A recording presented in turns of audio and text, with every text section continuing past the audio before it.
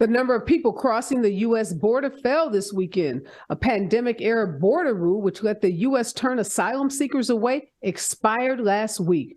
There was a record surge of crossings at the U.S.-Mexico border leading up to that change. There were 4,200 crossings on Saturday, but government data shows that that is down from more than 10,000 a day earlier last week. North Carolina's governor vetoed an abortion ban on Saturday. The bill passed by the state legislature this month would ban nearly all abortions after 12 weeks of pregnancy. It was blocked by Democratic Governor Roy Cooper. Republicans hold supermajorities in both chambers of the legislature and could override the veto. But Democrats are trying hard to pull some to their side. States are sending people to college for free to fight a teacher shortage. Apprenticeships allow trainees to make money while they learn the craft and earn their credentials. In the past 17 months, programs have been certified in 16 states. The teacher shortage is caused by a combination of low pay, exhaustion, and a feeling of being increasingly under attack. Top advisors to President Biden are planning a 2024 battleground strategy that fully invests in North Carolina while mounting an early challenge in the increasingly Republican domain of Florida, home to two of his top rivals. In several capitals across red America, gun control advocates say they are seeing faint, if sometimes fleeting, fissures in what has long been staunch Republican opposition to any whiff of firearms restrictions. The small shifts have come amid a gruesome torrent of mass killings in red states, including shootings at a school in Tennessee, a bank in Kentucky, a home outside Houston, and earlier this month, a suburban Dallas outlet mall where 8 were killed. While there are ongoing efforts to make it more difficult to vote in many Republican-controlled states, a research group found there has also been a quiet counter-movement to expand access to voting across the country. A new report by the Voting Rights Lab, a nonpartisan group that focuses on analysis that advances free and fair elections, found that nearly a third of legislation passed in state houses earlier this year make it easier to vote through policies such as expanding early and mail voting opportunities, restoring felon voting rights, and providing more time for voters to fix errors on ballots. Heading into an expected meeting between President Joe Biden and the congressional leaders this week, Republican lawmakers say an agreement on spending caps is important in securing their support to avert a dangerous debt default. The House passed debt ceiling bill would slash federal spending to fiscal year 2022 levels, requiring appropriators charged with allocating government funding to cut $131 billion compared with what Congress is currently spending. We'll see if President Biden has to invoke the 14th Amendment to avert a dangerous debt crisis. You are listening and watching Areva Martin in real time, and I'm your host, Areva Martin. This is your one-stop destination for today's trending news, expert analysis, and my unfiltered opinions. This is hour 2, and in this hour, I'm going one-on-one with Law and Order Organized Crime's Danielle Mone Truitt. Danielle's going to talk about her role on the uber popular Law and Order Organized Crime. Also, her one-woman play, Three Black Girl Blues. This play is slated to begin at the Hudson Theater and will run for 3 weekends beginning May 19th. We're going to talk about this play. What does it mean for Three Black Girl Blues? We're going to see 3 actual women show up in this one-woman play. And what is it like to play Sergeant Ayanna Bell, an African-American queer law enforcement officer on Law and Order Organized Crime? And just for the record, Law and Order is one of my favorite all-time dramas. In fact, I love everything that Dick Wolf produces. So I'm super excited to sit down with Danielle to talk about what is it like to play this role on Law and Order and to act next to one of my favorites, which is Officer Stabler. Yes, everybody loves Stabler. So I got some questions to ask Danielle. When we come forward, it is my one-on-one with Danielle Mone Truitt right here on KBLA Talk 1580. Stay with us. Access granted. In a survey conducted by the public opinion research firm Eviderus, KBLA Talk 1580 consistently emerged as the station of choice for Black audiences in the Los Angeles media market and beyond. The survey also revealed that the vast majority of Black audiences are concerned about the lack of Black-owned media and are more likely to listen to talk radio that focuses on issues that impact the Black community. For some reason, the other talk stations haven't quite figured that out. If you think about KFI, well, KFI only has like a 3% Black listenership. 3%. So there's a good 97% out there to support a station like KBLA. At KBLA Talk 1580, we've got your Black. Your Black. Your Black.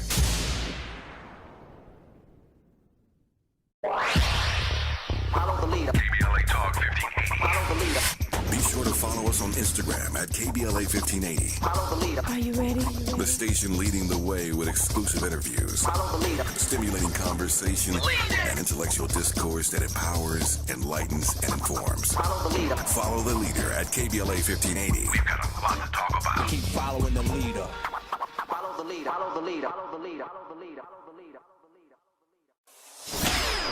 Gotta stay fresh, my house shot with a rest spot.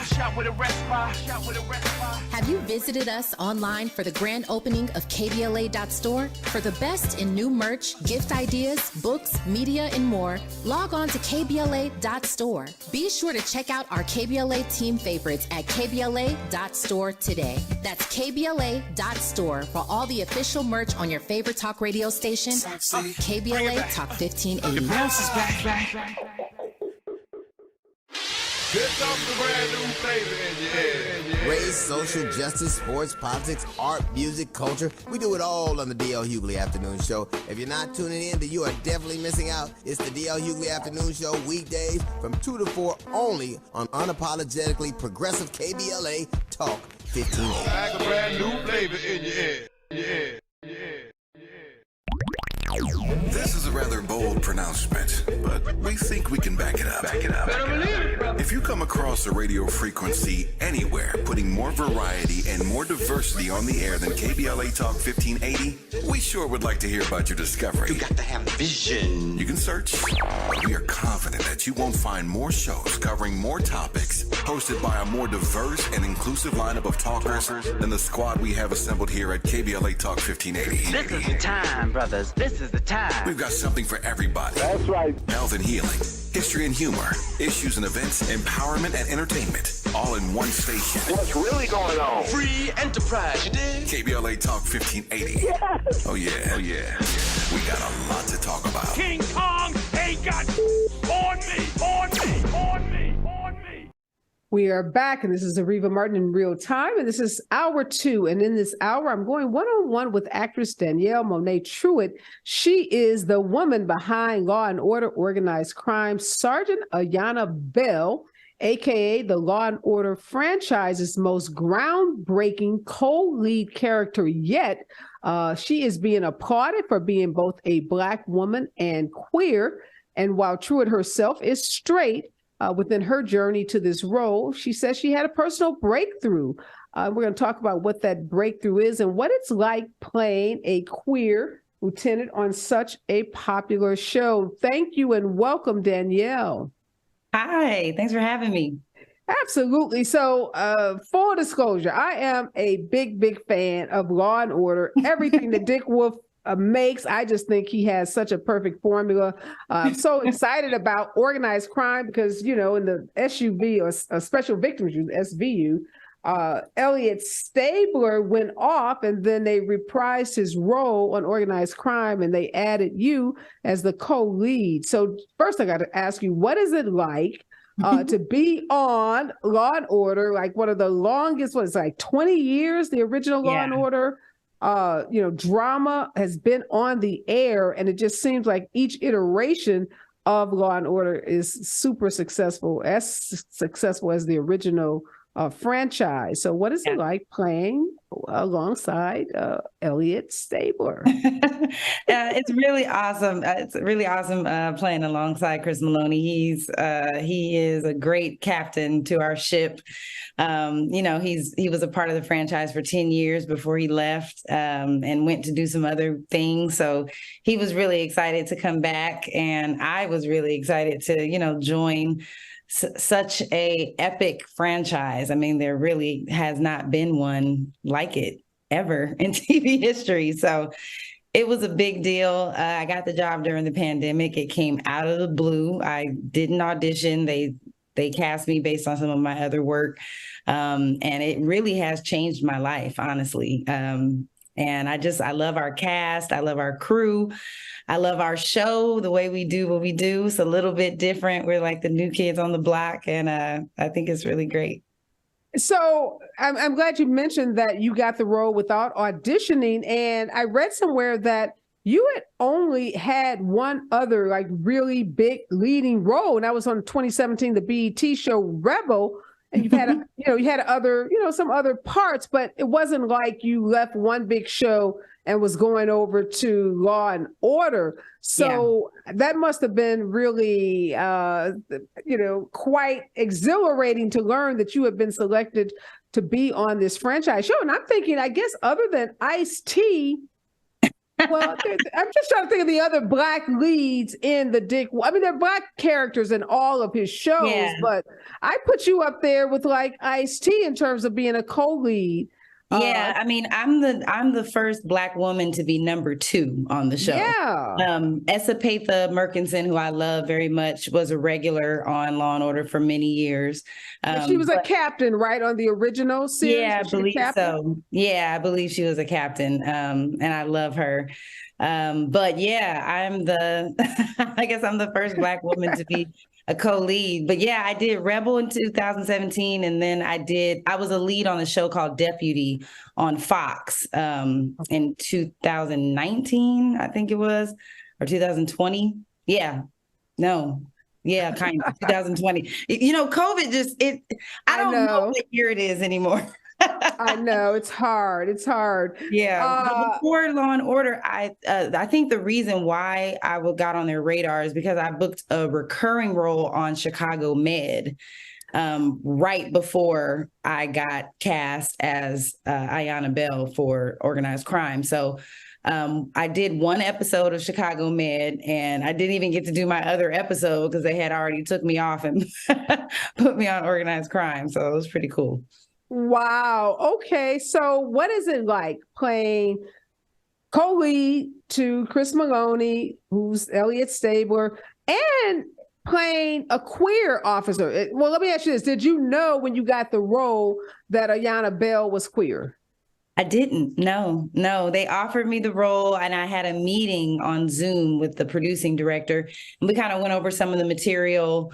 And he asked me if I had any questions. And so I said, who is Denise? Because there was a scene talked about Denise or whatever. And so I was like, who's Denise? And, my straight mind, I'm like, oh, that's her mama, her sister. I was not thinking. Okay. And so they said, oh, that's her wife. And I was like, oh, okay. And they were like, is that okay? I was like, yeah, it's fine. I said, I didn't know, it was my first time playing a queer character. And, as an actor, especially in this day and age, when there's so many people who kind of take issue with straight actors playing queer characters, there's all this conversation about it. That is something that's kind of good to know. Did you get any flack? What did you get? I have not gotten any flack. I haven't gotten any flack. The fans have embraced me wholeheartedly. I think it's the way you position yourself in those situations. I'm definitely an ally of the LGBTQ community. There's people in my family that are queer, my friends, and in my mind, we're all human. We're all people. We all want the same things. And that's how I've approached this character. refuse to play her as a caricature, oh, I'm gay, so I have to act this or that way. I'm like, she is a woman, she cares about her family. She cares about her livelihood, her job, seeking justice, and after all, the show is called Law and Order Organized Crime. That's really the focus of it. So I think they've done a good job of just making her human, Did you have to do any special research or preparation, you think, in order to play her in an authentic way? Because I think you're right. Nobody wants to see a straight person playing a gay person. They want to feel like this person is really embodying what it means to be, a queer Black woman, which, you're living at the intersection of so many issues when you are a queer Black woman. Yes. So did you have to what did you do to get ready to be a good Ayanna Bell? I think of course, I spoke to people, I talked to people about their experiences, but at the end of the day, I just saw her as a human, I just saw her as a human, of course I can relate to her being a Black woman, of course, that's easy for me. And then I had to talk to other people, like our showrunner at the time, Eileen Shaken is a queer woman, So I spoke to her about having a wife, what is that like? I know nothing about it. So I'm like, didn't you had a live-in, right? I remember some episode where you had a serious I had a wife. Yeah. She had a wife. She left you, right? Yeah, she left Belle and took the baby. Belle took the baby. Fighting for her baby. Because you were too busy, right? She said you didn't have enough time for the family and the relationships. Yeah. And what I realized, though, is whether you're queer, straight, relationships are relationships. I was actually going through a divorce when I got this role. So the fact that Belle's wife ends up leaving her was hilarious to me, because I'm like, art is once again imitating life, So I can relate to a marriage ending, how devastating that is, having to deal with co-parenting and, having relationship with your kids and figuring that out. I can relate to being busy. I'm a bi-coastal mother now, Belle's busy with her job. There was just so many ways that we related, Right. It was not very hard for me to have empathy for my character and play her in a realistic way. Okay, so as much as I love Chris Maloney, Olivia Benson, okay, she's she is Law and Order, right? That's what makes that franchise so incredibly successful. Yeah, and their crossover. What I love, see, if you watch Dick Wolf, there are all these crossover episodes where Special Victims Unit and Organized Crime, and sometimes. One of my new favorites is Chicago PD. They may throw something in there. So what has that been like working with so many of the other stars in that franchise when they do these crossover shows? Oh, it's so fun. It's like, it's kind of like, I guess, a family reunion, but also it kind of felt like when you first get to high school and you do orientation and the seniors embrace you and show you around and make you feel comfortable, Ice-T is awesome. I've shot a lot with him this last episode that you guys will see on Thursday.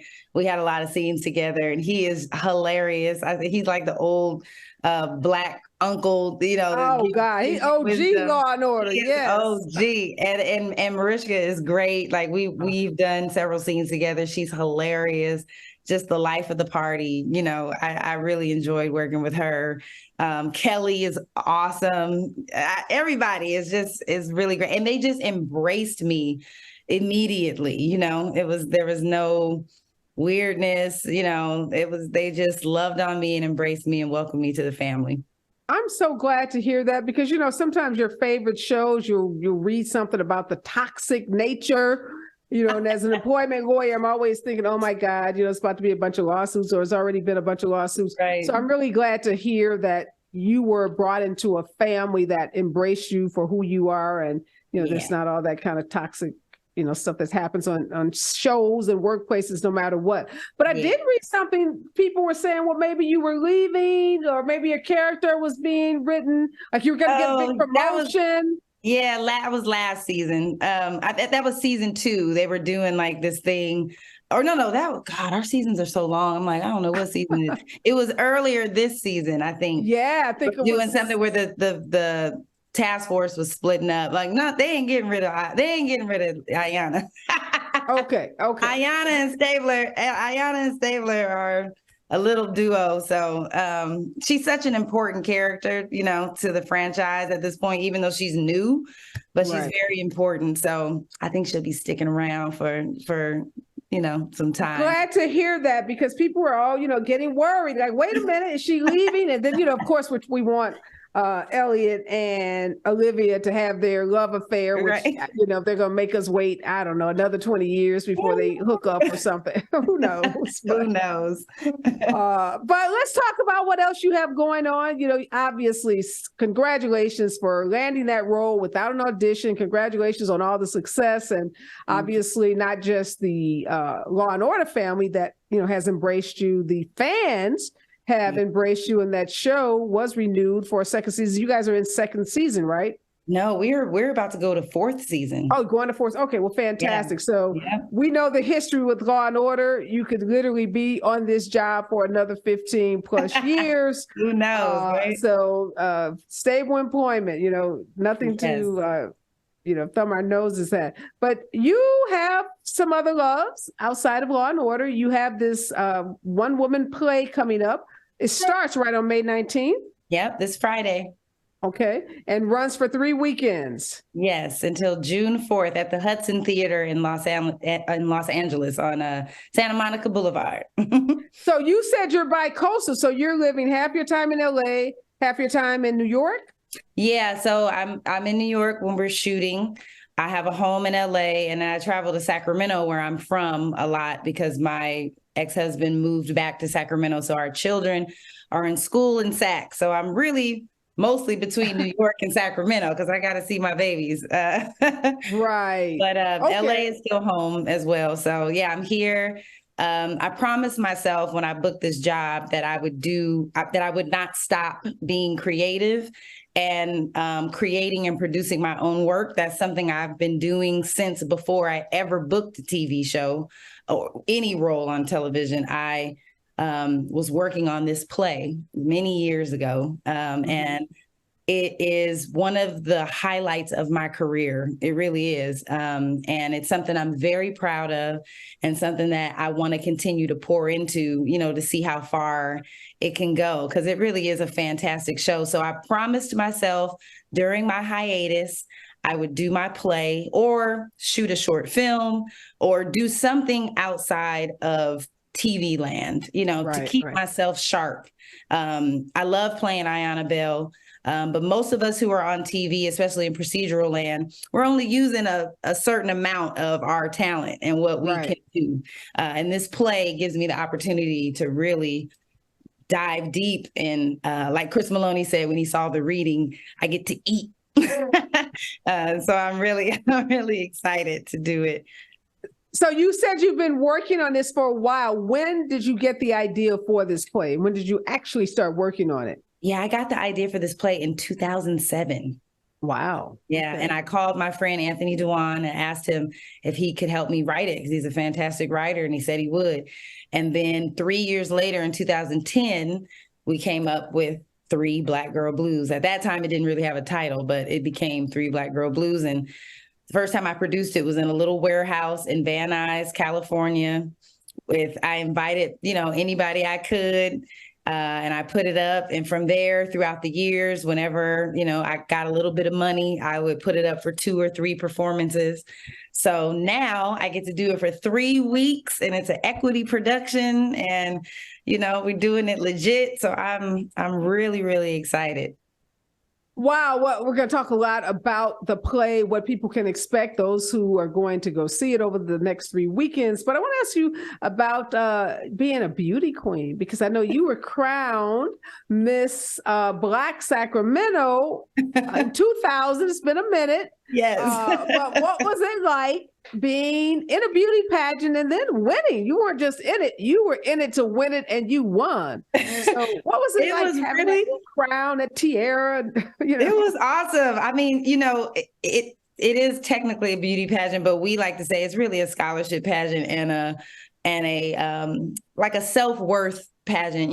Black women, Black girls, they really need to be poured into, and for them to know that they're beautiful, that the way they look is beautiful and accepted, and that we are much more than what this world and this society has tried to make us believe that we are. And so it was a very empowering experience, and it focused more on that and more on achievement than beauty or whatever. But the funniest part is I'm slew foot, so my feet, I walk like my daddy.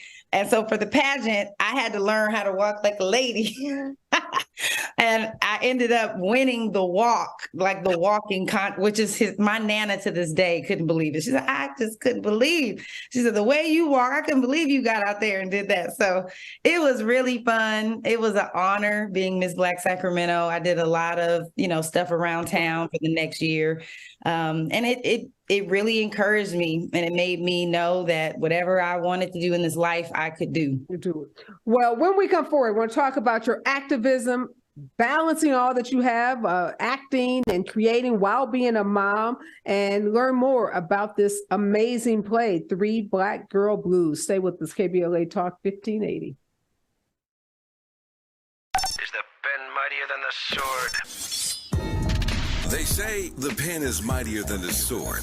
At KBLA Talk 1580, we not only have a lot to talk about, we have a lot to write about. Politics, relationships, business, empowerment, and culture. The all-star roster at KBLA Talk 1580 has you covered. That's what it's all about. Be sure to follow us on all our socials for our latest book releases, op-eds, essays, and commentaries from our hosts. And, of course, download the KBLA 1580 app as we strive to remain your most trusted, credible, and reliable source for the issues you care about. This is unapologetically progressive. KBLA Talk 1580. What up, baby?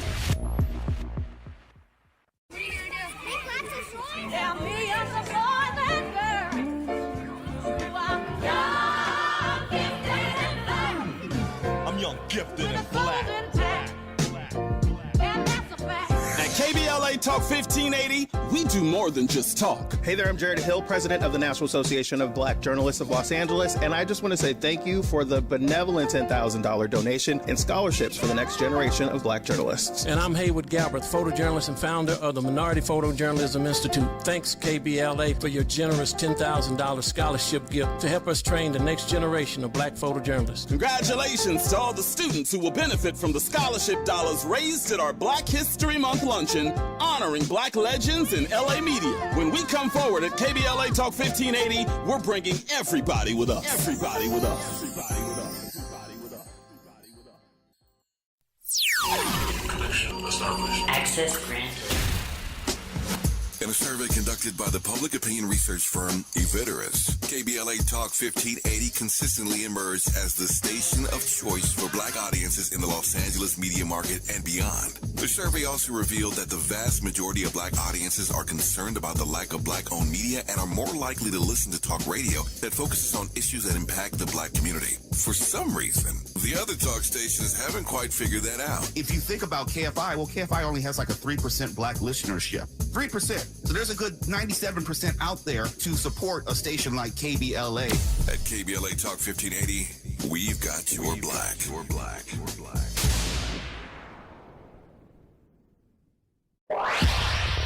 Follow the leader. KBLA Talk 1580. Follow the leader. Be sure to follow us on Instagram at KBLA 1580. Follow the leader. Are you ready? The station leading the way with exclusive interviews, Follow the leader. stimulating conversation, and intellectual discourse that empowers, enlightens, and informs. Follow the leader. Follow the leader at KBLA 1580. We've got a lot to talk about. Keep following the leader. Follow the leader. Follow the leader. Follow the leader. Follow the leader. Follow the leader. Gotta stay fresh, my house shot with a rest bar, shot with a rest bar, shot with a rest bar. Have you visited us online for the grand opening of KBLA.store? For the best in new merch, gift ideas, books, media, and more, log on to KBLA.store. Be sure to check out our KBLA team favorites at KBLA.store today. That's KBLA.store for all the official merch on your favorite talk radio station, KBLA Talk 1580. Bounce is back. Here comes the brand new flavor in your head. Race, social justice, sports, politics, art, music, culture. We do it all on the D.L. Hughley Afternoon Show. If you're not tuning in, then you are definitely missing out. It's the D.L. Hughley Afternoon Show, weekdays from 2 to 4 only on unapologetically progressive KBLA Talk 1580. Like a brand new flavor in your head. Yeah. This is a rather bold pronouncement, but we think we can back it up. If you come across a radio frequency anywhere putting more variety and more diversity on the air than KBLA Talk 1580, we sure would like to hear about your discovery. You got to have vision. You can search. We are confident that you won't find more shows covering more topics, hosted by a more diverse and inclusive lineup of talkers than the squad we have assembled here at KBLA Talk 1580. This is the time, brothers. This is the time. We've got something for everybody. That's right. Health and healing, history and humor, issues and events, empowerment and entertainment, all in one station. What's really going on? Free enterprise, you dig? KBLA Talk 1580. Yes. Oh yeah. We got a lot to talk about. King Kong ain't got on me. If you're not listening to Tavis Smiley weekday mornings on KBLA Talk 1580, you're missing out. Everybody wants to talk to Tavis. That's one reason, by the way, why I'm so thrilled to have this conversation with you today. The three people I always most hoped would interview me were Phil Donahue, Studs Terkel, and Tavis Smiley. Donahue's retired, Terkel's deceased, so this is a real thrill for me. And the reason why I have such respect for what you do is you have a historically informed conversation of depth and detail. Be sure to tune in to Tavis Smiley weekday mornings, 9 a.m. to 12 noon on your unapologetically progressive radio station, KBLA Talk 1580. KBLA Talk 1580. Is the pen mightier than the sword? They say the pen is mightier than the sword. At KBLA Talk 1580, we not only have a lot to talk about, we have a lot to write about. Politics, relationships, business, empowerment, and culture. The all-star roster at KBLA Talk 1580 has you covered. That's what it's all about. Be sure to follow us on all our socials for our latest book releases, op-eds, essays, and commentaries from our hosts. And, of course, download the KBLA 1580 app as we strive to remain your most trusted, credible, and reliable source for the issues you care about. This is unapologetically progressive. KBLA Talk 1580. What up, baby?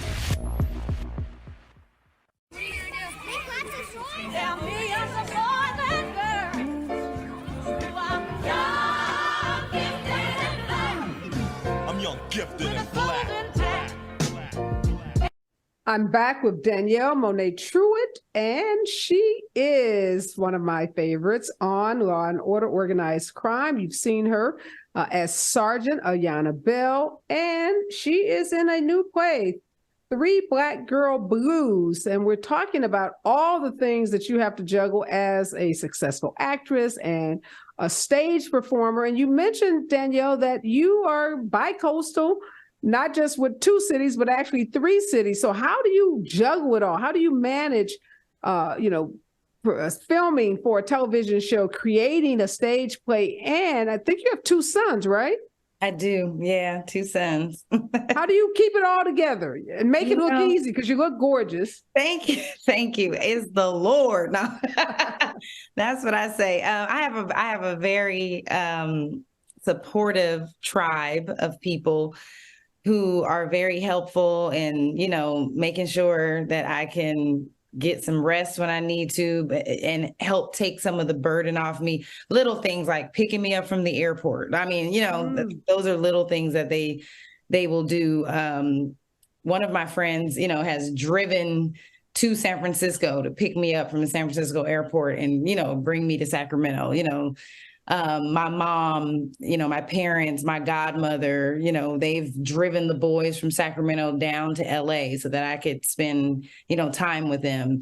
But it has been a lot to navigate, and co-parenting has been challenging, is getting better, now, but that's a whole interesting dynamic. Yes, it is. But at the end of the day, both of us just care about, what's best for the kids. And for me, working in New York, I don't want to disrupt my children's lives and bring them to a completely different city where they have no family. I would rather, if they have to move somewhere, I would rather it be Sacramento. My family is there.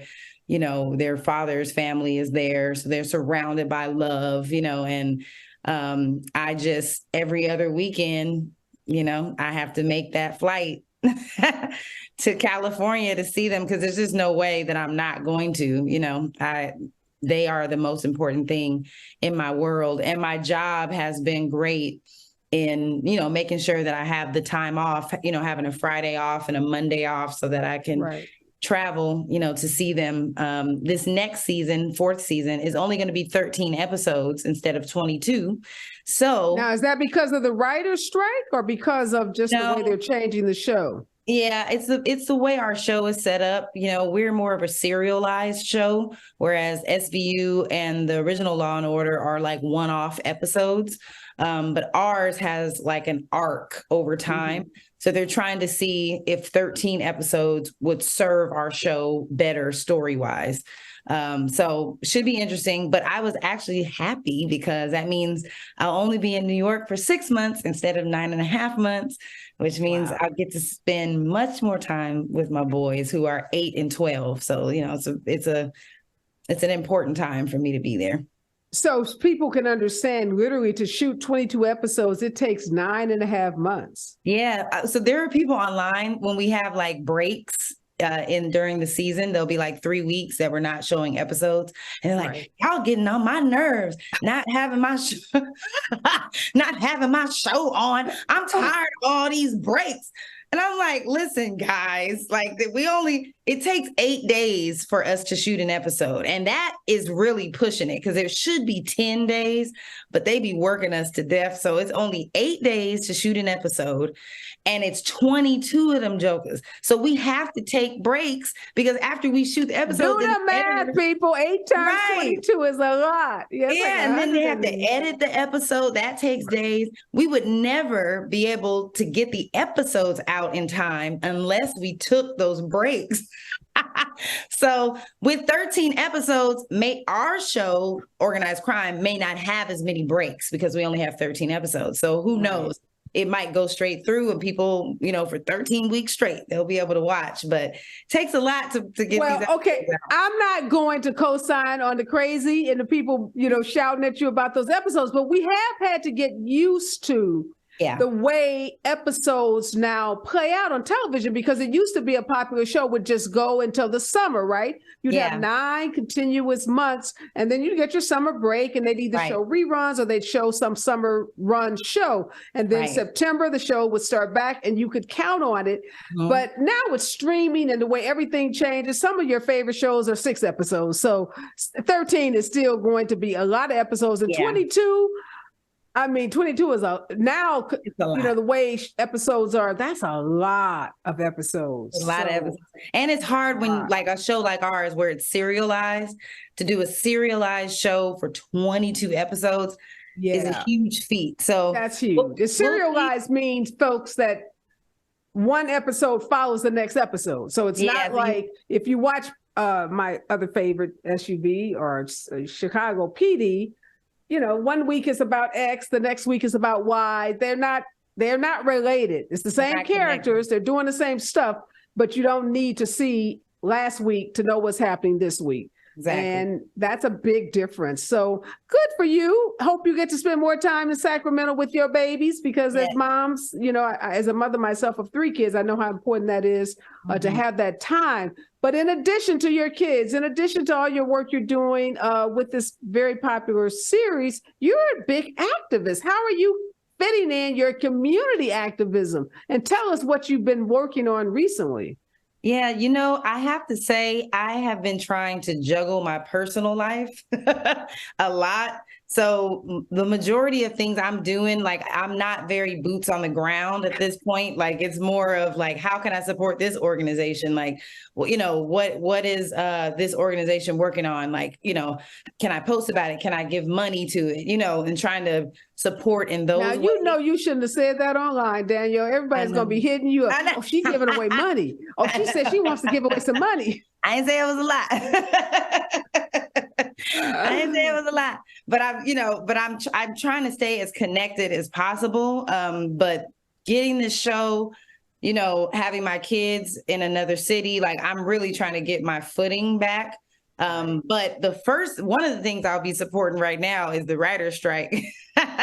That's one thing I will be boots on the ground next week after my play opens to support the writers, because it is important that they get fair compensation for what they're doing. And honestly, more so Black writers, because that's a nuanced experience. You know, it's everything that the regular writers want, but also Black writers aren't getting the opportunities that some of the other writers are getting because of some of these rules that are in place, you know.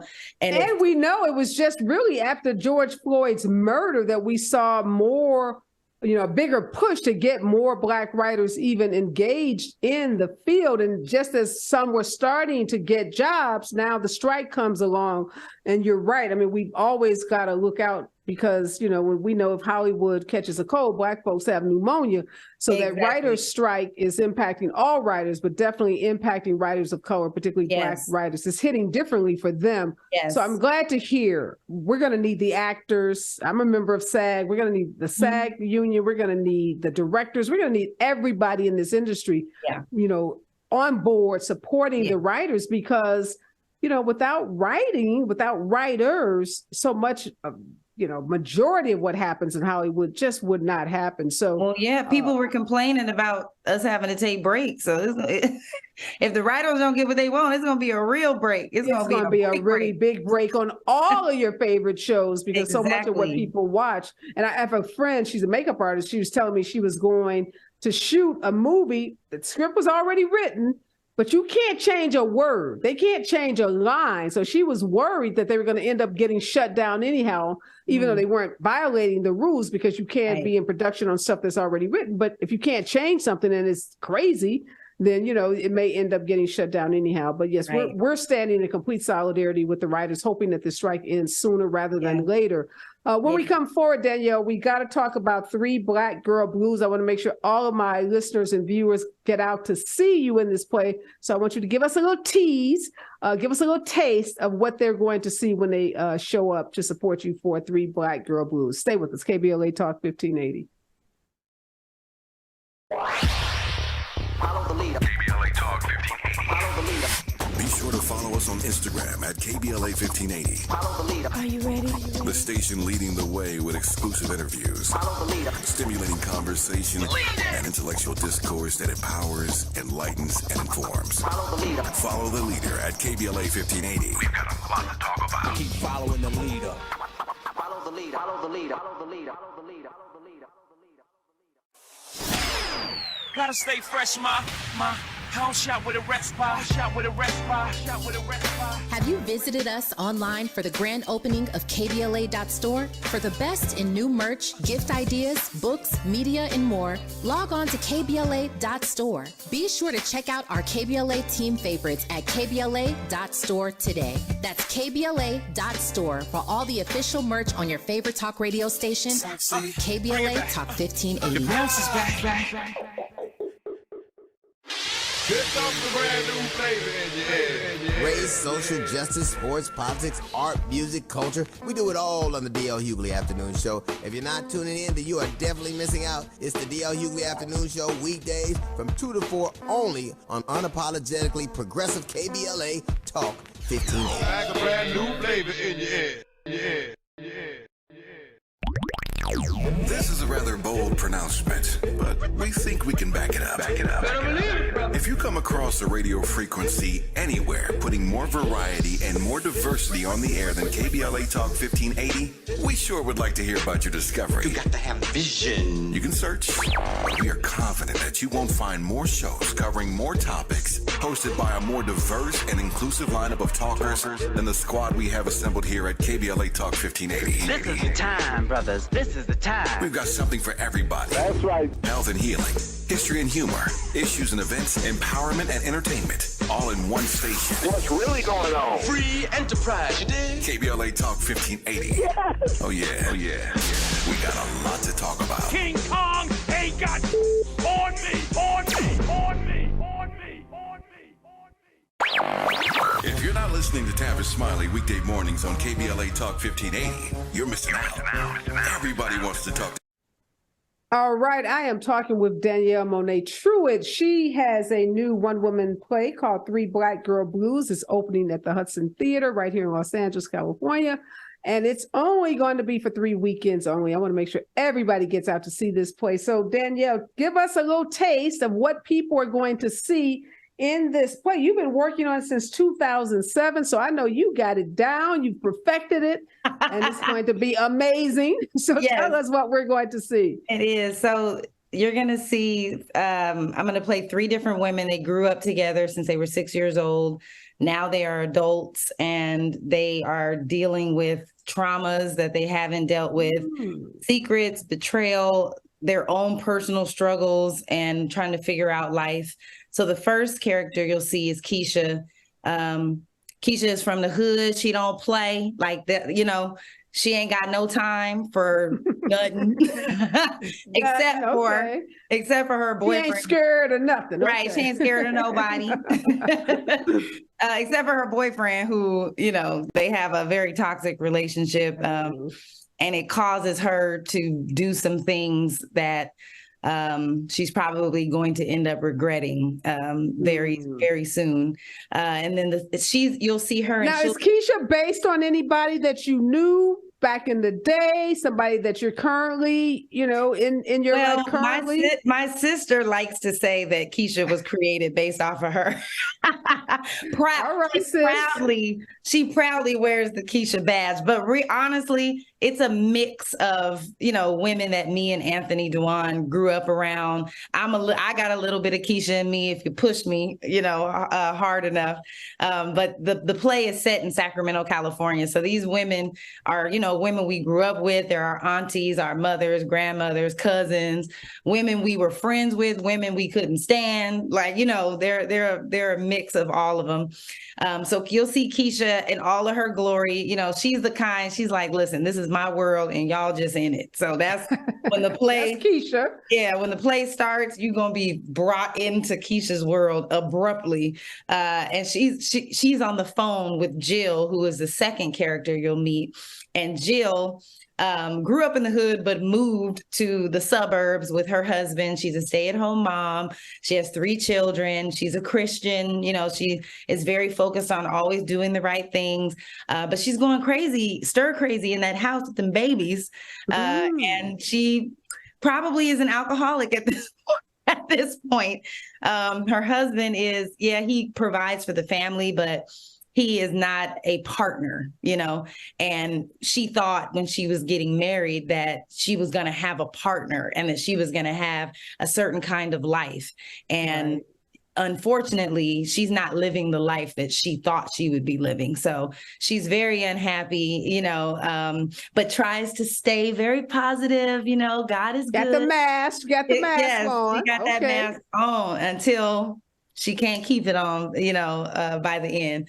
And then she's talking to the third character you'll meet, which is Stephanie. Stephanie is an executive. You know, she's partner at a firm. She is fly. She has got it together from head to toe, but she struggles with mental illness, anxiety, depression, and she's talking to her therapist. So it delves into, you know, mental health as Black women and as Black people in general. And it's not one of these plays where you're being preached to. You're literally seeing these human beings trying to navigate their own trauma. Like that's what you're seeing. And you're going to laugh, you're going to cry, you're going to be like, what the heck? Like you're going to be shocked. You're going to feel uncomfortable at certain times. But it really is a beautiful depiction of human growth and the pain that comes with having to break cycles in your life, you know?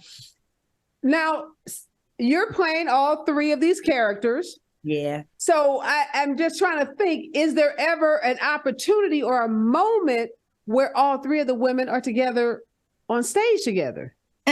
No, they're not talking. That would be challenging, but it would be cool. I mean, I did a one-woman play before this one where I was switching. I played like 27 characters, and I was switching between like talking to each character and changing my voice like between. Wow. So it's definitely doable. And in Keisha's monologue, I kind of play like two other little characters that are kind of talking back and forth to each other. So it's mainly three women with a couple, like three other little sprinkled characters in there, which is cool.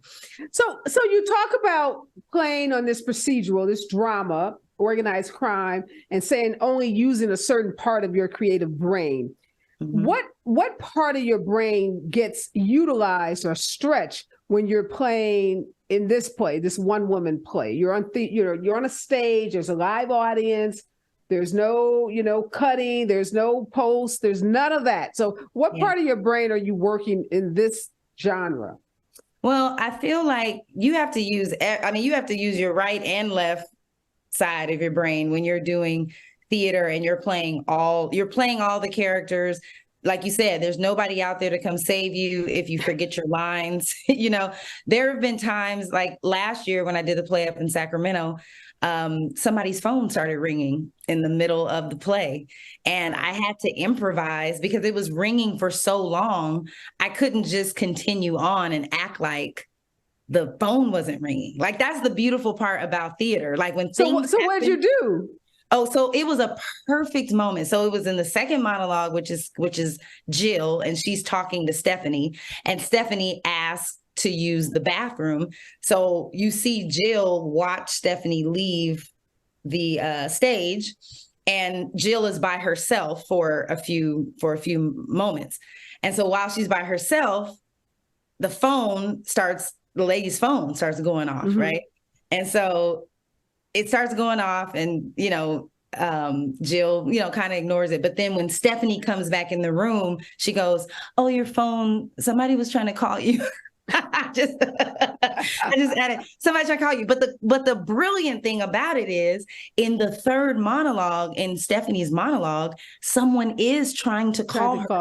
Wow. You hear her phone vibrating and she won't answer it. So it actually worked out perfect for the phone to go off. Then when I did a reading in New York a couple weeks ago, same thing happened. Like the girl's phone kept going off. Ringing. Yeah, and it was the second monologue, again, the same character. Well, maybe you need to just put this phone into the second monologue. Maybe that just needs to become a part of. Exactly. Maybe that's like an omen, right? Ringing and ringing. So I don't even remember what I said, but I said something. The entire audience just died laughing. Like everybody cracked up laughing. But I think that's the cool thing about theater is you have to go with it. If you spill something, if you trip, all kinds of things happen. I've spilled stuff during the play that I had to figure it out. I figure out how to clean it up and keep going while you're doing it. While the audience has to go with you. And most audiences, if they love you, they'll just roll with you. So Vanessa Bell Calloway is a good friend of mine.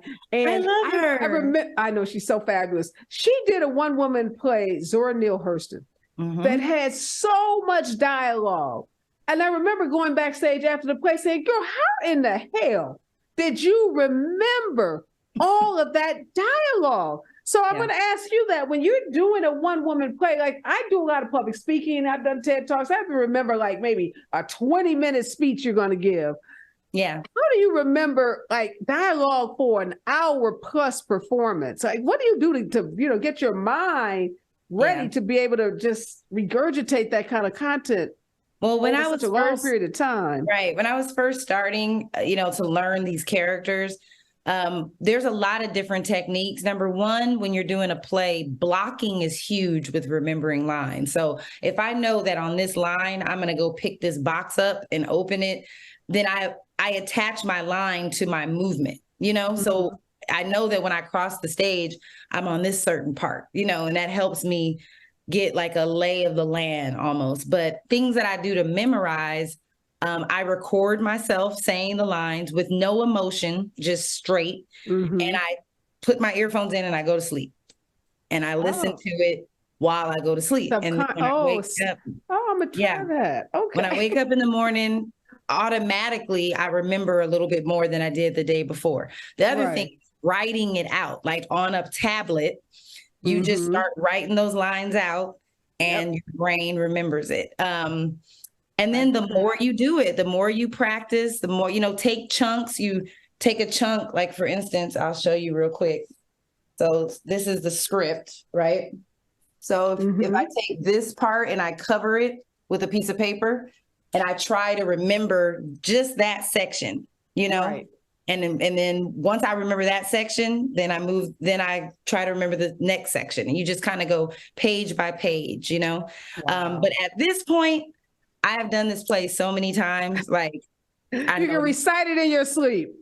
Well, I honestly can, yeah. I am so impressed with all that you have going on. Congratulations. Good luck. Thank you for stopping by, spending some time with me. Again, this is Organized Crimes, Danielle Mone Truitt. She brings her one-woman show, Three Black Girl Blues, to the Hudson Theater here in Los Angeles for a 3-weekend run beginning May 19th. Make sure you check this out because we want to support her in all that she's doing. She's doing a phenomenal job on one of my favorite shows, and I can only imagine that this play is going to be as fabulous as you are. So again, congratulations, good luck to you and all that you have going on. And I'm going to be at that Hudson Theater checking you out because you've made me so interested in seeing this play. And I'm going to tell all my girlfriends to make sure they check it out as well. Again, it is Danielle Mone Truitt right here on KBLA Talk 1580. The next voice that you hear will be Robin Ayers and the Ayers Report. Stay with us, KBLA.